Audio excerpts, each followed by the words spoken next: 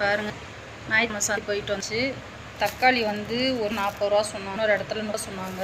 25 நல்லா இல்லை, 20 ரூபா தக்காளி நல்லா இருந்துச்சு. அதில் 2 கிலோ வாங்கியாச்சு. அப்புறம் இன்னைக்கு இல்லைங்க, மழைங்கிறனால புளிச்சக்கீரை கிரான்னு சொல்லுவாங்க. புளிச்சக்கீரை ஒரு நாளைக்கு எப்படி சமைக்கிறதுன்னு நான் உங்களுக்கு போடுறேன். அது போக இனத்தில் வந்து ஒரு காய் வந்து 25 ரூபாங்க. 4 காய் வாங்கணும்.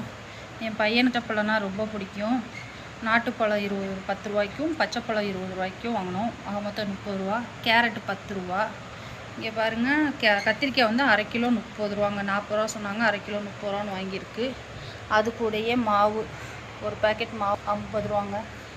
பாருங்கள், அங்கே இதில் வந்து ஃபேமஸே வந்து இந்த பணியாரம் தான். இந்த ஞாயிற்றுக்கிழமை சந்தைன்னு சொன்னாலே பாருங்கள், ஒரு பணியாரம் வந்து 5 ரூபா. நான் 2 பணியாரம் மட்டும் தான் வாங்கினோம், போகும் நைட் நேரம் அப்படின்ட்டு. இதுதான் ஃப்ரெண்ட்ஸ் இன்றைக்கி நம்ம ஞாயிற்றுக்கிழமை சந்தையில் பர்ச்சேஸ் பண்ணது. இன்ஷா அல்லாஹ் அடுத்த வீடியோவில் பார்க்குறேன் ஃப்ரெண்ட்ஸ்.